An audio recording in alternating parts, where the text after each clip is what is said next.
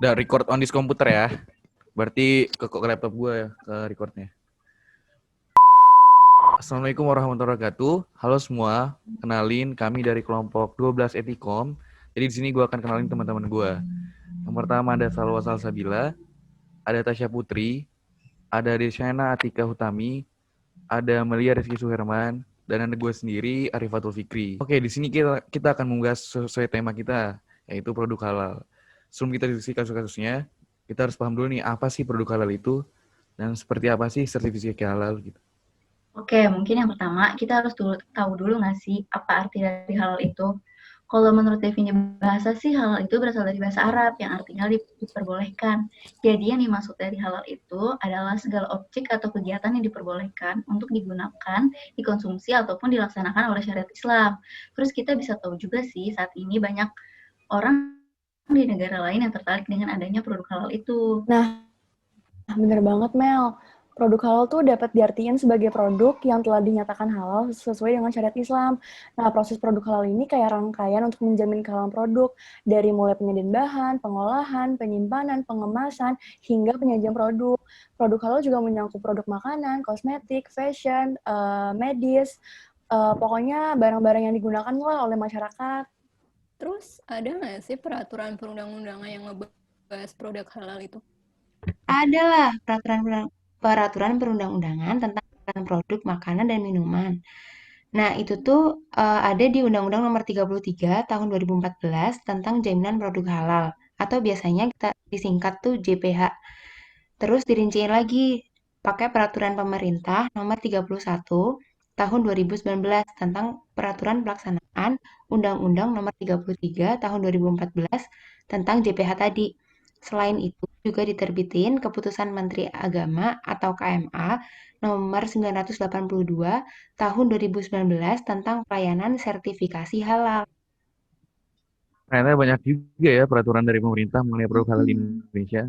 Jadi memang bisa dipastikan bahwa pemerintah sangat concern dengan peraturan mengenai produk halal itu, khususnya yang dipasarkan di Indonesia. Nah, bagaimana kalau dengan sertifikasi halal itu kayak gimana?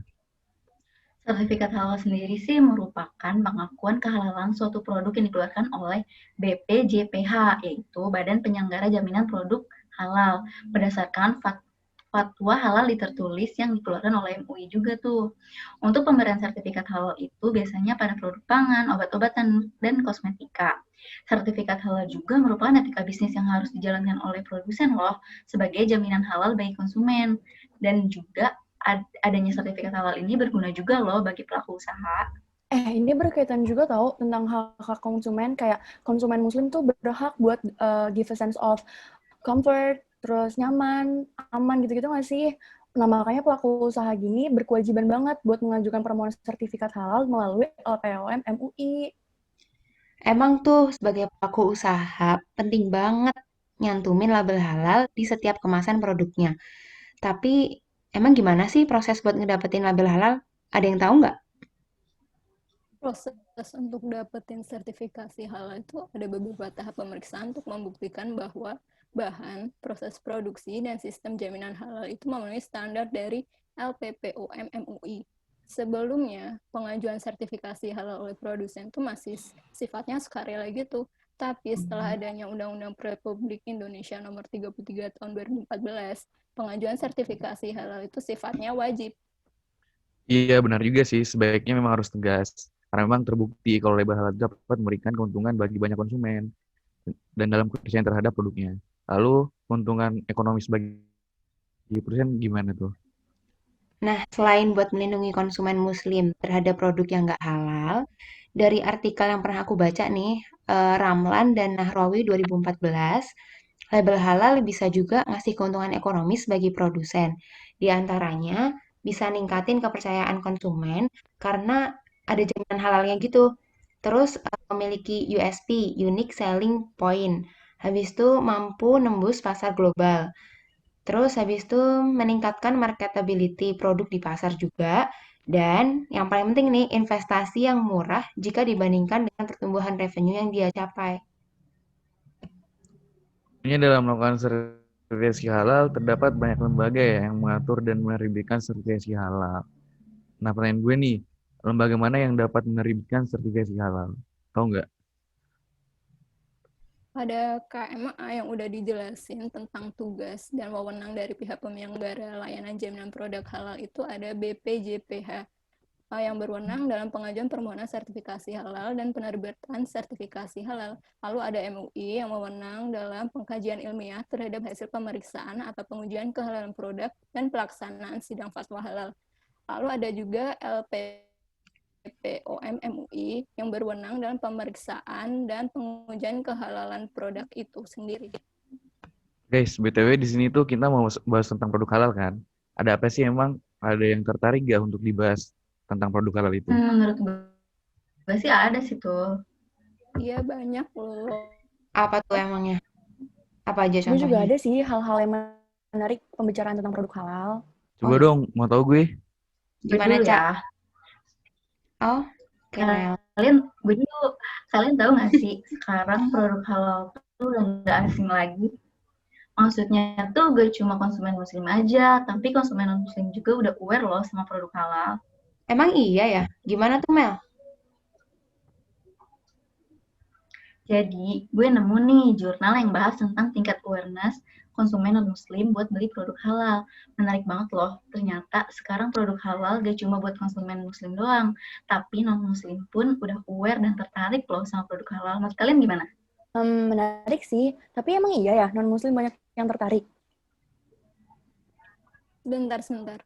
Produk halal di sini tuh apa ya? Makanan atau yang lain? Oh iya, produk di sini tuh produk halalnya tuh makanan guys. Oh ya mungkin sih, karena yang gue tahu juga produk makanan halal tuh udah universal banget. Udah banyak yang tahu kelebihan dan manfaatnya. Iya juga sih. Tapi menurut aku mungkin karena non-muslimnya ada di negara yang mayoritas muslim kali. Jadi ya mereka mau nggak mau, ya udah gitu ikutin aja. Jadi ikutan makan makanan yang halal. Ya nggak sih? Enggak juga loh. Jurnal yang gue baca di sini tuh, dia buat studinya tuh, sampelnya buat orang-orang di Afrika Selatan, di Cape Town khususnya. Menarik juga ya. Terus gimana tuh hasil penelitiannya, men? Tingkat awareness-nya kayak gimana? Gue langsung kutip dari kesimpulan yang dibilang dalam jurnal ini aja ya. Jadi, studi ini tuh menemukan bahwa konsumen non-muslim di Cape Town punya kesadaran yang positif tentang makanan halal, termasuk manfaat dan proses produksi yang terlibat dalam memproduksinya. Studi ini juga menyimpulkan bahwa halal bukan hanya sekedar nama komersial yang digunakan sebagai merek dagang di pasar global. Namun, halal memiliki beberapa dimensi, terutama bagi konsumen muslim. Mereka menilai halal itu tanda kesehatan dan kebersihan. Dilihat dari aspek psikologisnya, halal dianggap sebagai tanda amanah, nyaman, dan aman. Hal ini memberikan ketenangan pikiran bagi konsumen saat mengkonsumsi produk makanan yang berlabel halal. Oh gitu, Mel. Tapi emang bener sih, definisi halal kan sesuatu yang diizinkan kayak yang baik gitu, dan itu tuh emang merujuk pada banyak hal gitu loh. Iya, pangan halal dalam Islam tidak hanya sebatas memenuhi kebersihan dan higienis dalam kualitasnya, tetapi juga isi makanan yang harus sesuai dengan standar yang ditetapkan oleh hukum Islam dalam Al-Quran dan hadis. Oh, berarti udah universal banget ya produk halal tuh. Sampai-sampai konsumen non-muslim aja udah aware dan paham apa itu yang dibilang produk halal. Tapi Mel, tadi judul jurnal sama penulisnya siapa sih? Oh iya, gue lupa ya belum ngasih tahu. Jadi jurnal itu, bentar ya gue baca. Nah, judulnya itu Awareness of Purchasing Halal Food Among Non-Muslim Consumer and Explorative Study with Reference to Cape Town of South Africa. Penulis ini Abdallah Muhammad Basir dari School of Business and Finance, University of the Western Cape Town, Bellville, South Africa. Tapi gue masih belum yakin deh. Gue masih ngira tuh kalau orang muslim jalan-jalan atau tinggal di daerah yang muslim lokalnya, yang jadi minoritas, dan itu masih agak susah loh dapetin produk halal, mau itu makanan atau yang lainnya. Bener gak sih? Nah, gue ada cerita nih tuh. Jadi, gue cerita ya. Jadi gue punya teman, namanya Odette. Dia kuliah di Russian State Social University Moscow, di Rusia. Gue jadi kepo kan, gimana kalau minoritas muslim cari makanan yang berlabel halal gitu ya nggak sih di sana? Iya sih. Oh iya, benar banget sih. Mereka kesulitan nggak sih cari makanan di sana? Sebenarnya tuh ya teman-teman, walaupun mereka jadi minoritas, tapi di Rusia khususnya Moskow sih, nggak terlalu susah cari makanan halal. Soalnya di sana lumayan banyak tuh frozen food, dan mostly kan frozen food itu berlabel kan, dan karena emang banyak pendatang juga dari negara mayoritas muslim, pecahan Soviet dulu kayak Chechnya gitu. Jadi ya udah nggak sesuatu yang jarang sih buat nemuin frozen food yang berlabel halal di supermarket gitu. Oh gitu. Jadi kalau frozen foods gitu masih bisa jangkau ya. Nah, kalau restoran halal gitu gimana? Kan nggak mungkin juga makanan frozen foods mulu yang disediain. Iya sih, tapi jujur aja ya, katanya sih kalau restoran halal tuh masih sulit ditemui banget. Tapi ada beberapa restoran yang jadi favorite mahasiswa yang kuliah di sana gitu loh. Tapi correct me if I'm wrong ya, kalau misalnya pronounce-nya salah. Jadi kayak ada restoran yang jadi fave-nya itu Beloy Sans Pussy, Faini, Saltness, gitu-gitu sih yang biasanya dikunjungin. Mereka nyediain makanan halal kayak gimana? Macam-macam, ada untuk vegan juga, tapi mostly makanan khas Uzbek dan Arab gitu, kayak daging sapi, kambing yang diolah gitu. Gue belum pernah coba juga sih. Wah, jadi ngebayangin aku kuliah di sana deh. Eh, biasanya suka ada halal food festival gitu nggak sih di sana, Cak? Ada setahun sekali gitu katanya. Oh, Biasanya sih menjelang Ramadan, tapi khusus tahun ini karena COVID, jadi nggak ada deh. Kalau owner tenan sendiri gimana tuh? Lokal apa dari sana? Atau gimana? Umum kok, Mel. Siapa aja bisa join, kayak mau masyarakat, mau warga lokal situ juga kayak ya udah kalau mau join aja gitu. Oh, kayak gitu. Ada aturannya nggak? Atau aturan khusus gitu, organisasi kah atau gimana? Ada tuh, mereka ada naungannya gitu, namanya Russian Maltese Council and Moscow's Official Government. Nah, dari pelajar, warga lokal, sampai warga pendatang juga boleh join. Mahasiswa di sana juga senang banget ya pada festival, karena selalu ada yang jualan nasi Padang. wow. Oh iya ya, kayak nemu harta karun nggak sih? Nemu nasi padang di nyebrang. Bener. Aja. Nah, ini guys, kalian pernah dengar gak sih halal tapi abal itu? Nah, apa tuh? Gue tahu itu kan produk makanan minuman yang bilangnya sih halal, ada label halal gitu, tapi nggak taunya abal, ya nggak sih? Gimana maksudnya? Dia nyantumin label doang gitu? Iya, nyantumin, tapi nggak terdaftar. Jadi si pengusaha ini cuma nyantumin doang label halalnya. Secara label halal kan bikin konsumen percaya tuh sama produk yang dia bikin. Nah, tapi setelah dicek ke website LPPOM MUI, ternyata nggak terdaftar. Itu kan namanya dia pembohongan publik. Ya nggak sih? Aduh, pengumuman publik nih. Kayak DPR ya. Iya. Iya sih benar. Gue pernah baca nih ya di tribuntravel.com. Ini berita tahun terakhir 2017 nih. Tahu nggak tuh Samyang yang pernah lagi heboh-hebohnya tuh sempet kan statusnya nggak halal.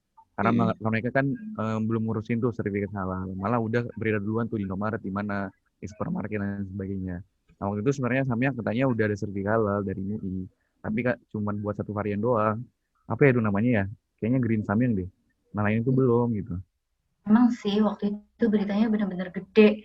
Padahal makanan enak dan baru kan di Indo. Tahu kan warga plus 62 tuh gimana? Barang baru langsung pasti diserbu deh.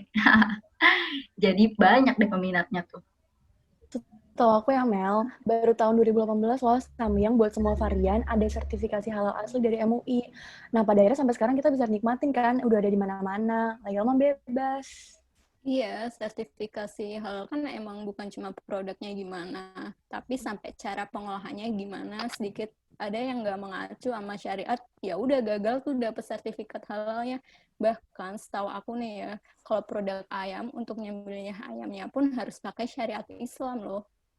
Bener tuh, aku juga pernah baca di Republika tahun 2018 sih, Ketua LPPOM MUI, Osman Gunawan, bilang kalau rumah pemotongan hewan di Indonesia tuh yang punya sertifikasi halal tuh dikit banget gitu jumlahnya. Ditambah lagi banyak pedagang yang nyembeli sapi atau ayamnya tuh kan sendiri ya, nggak lewat RPH gitu. Jadi ya pengaruh ke tracking kehalalan produknya. Jadi butuh perhatian lebih gitu loh buat mastiin produknya itu halal apa enggak gitu. Oh gitu ya. Nah, gue juga nih tahun 2012 kemarin nih ya pernah tuh ada kasus penemuan barang label halal tuh. Eh, nah kan nih gue udah baca berita nih di berita republik.co.id. Katanya tuh bulan Mei itu kemarin mengeluarkan penemuan itu di suatu toko buah nih. toko buah yang di daerah Sunter. Siapa tuh yang pernah ke sana tuh? Ngeri banget sih, buah-buahan import kayak ngakunya halal, padahal dipalsuin logonya. Gak tercantum lagi. Waduh, parah juga ya. Buat konsumsi sehari-hari, ternyata BPOM sama sertifikasi halalnya palsu. Gak dicantumin di website resminya. Aduh. Tapi setahu aku juga itu urusannya langsung ke Menlu ya. Jadi ketika Indonesia nemuin barang impor yang berani-beraninya nggak nyantumin label halal, ya udah sama BPJPH, singkatan dari Badan Penyelenggara Jaminan Produk Halal, bakal nyuratin ke dubes negara itu sama perwakilan Indonesia yang ada di negara bersangkutan supaya ada two-way communication gitu. Jangan sampai produk yang masuk ke Indo, tapi negara asal nggak tahu. Jadi kan keterlibatan Kemenlu di sini penting banget kan, apalagi ya dia yang punya kewenangan gitu Iya, loh. perusahaan besar tuh padahal berani banget kan yang masukin label halal. Di Indonesia ini kan banyak juga pengusaha kecil. Informasi tentang sertifikasi halal juga menurut aku sih penyebarannya belum merata ya. Ditambah sumber daya manusianya yang cuma mentingin pemasukan. Tapi tuh uniknya mereka tahu kok kalau label halal menarik lebih banyak konsumen. Jadi ya asal aja akhirnya dia cantumin. Itu dia, sertifikasi halal juga sebenarnya tuh kan meminimalisir gray area. Jadi misalnya nih, waktu proses pembuatannya pakai bahan-bahan turunan tapi yang haram gitu. Jadi namanya juga udah berubah dan sulit juga sih terdeteksinya.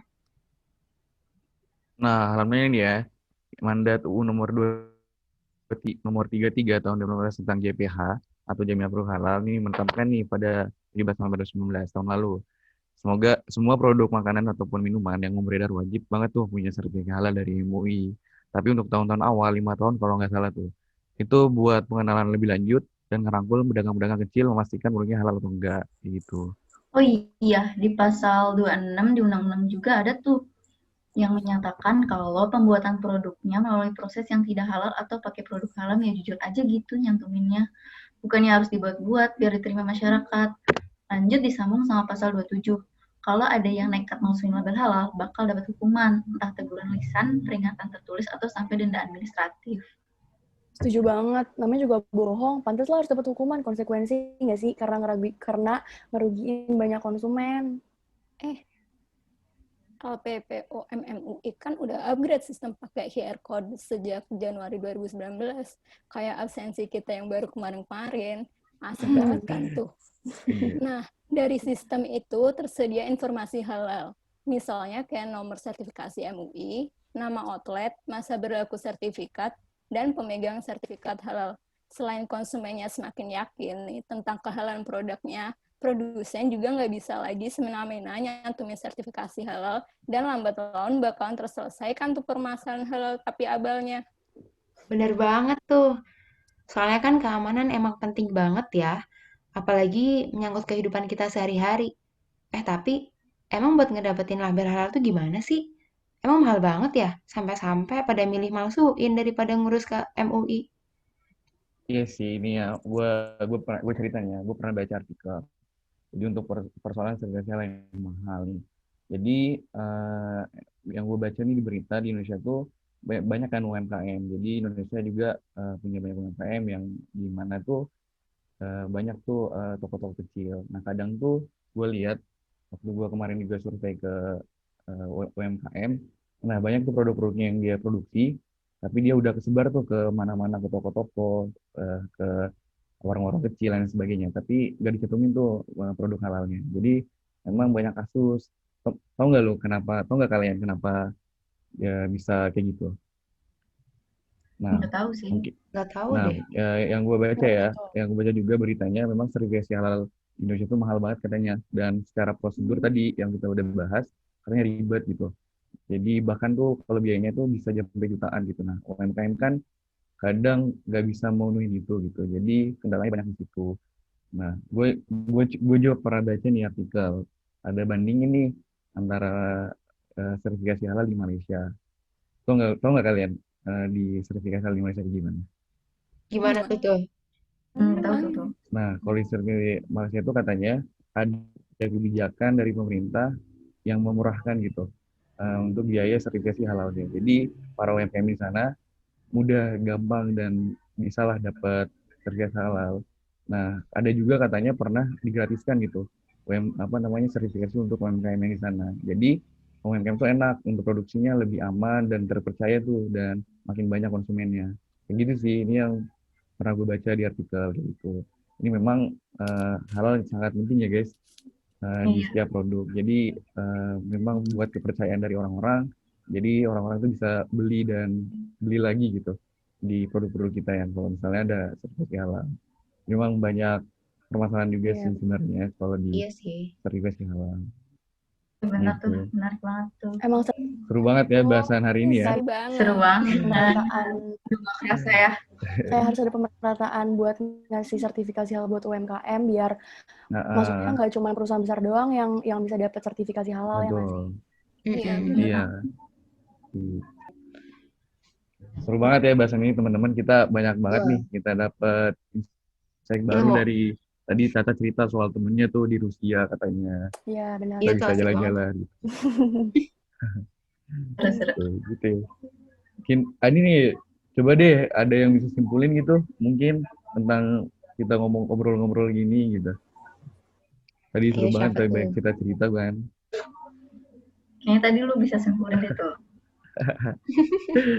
Apa ya? Iya sih sebenarnya banyak kendalanya juga tentang sertifikasi halal itu. Tadi juga seru banget tuh kayak cerita Caca temennya di sana agak minoritas ya Iya, Muslim, tapi non Muslim malah makan juga makanan halal gitu. Jadi emang udah dari dunianya gitu, dari apa namanya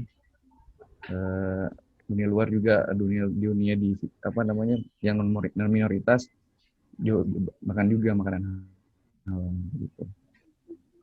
Oke, mungkin dulu ya bahasa basinya ya terkait masalah halal ini. Iya Bu. Iya. Oke, mungkin terima kasih juga pada teman-teman semua. Sekian dari presentasi atau diskusi atau podcast dari kelompok 12 Epicom. Kurang lebihnya mohon dimaafkan. Dari kami, Assalamualaikum warahmatullahi wabarakatuh. Waalaikumsalam warahmatullahi wabarakatuh. Terima kasih semuanya. Wabarakatuh. Terima kasih guys. Terima Terima kasih kasih. semuanya. Yuhu.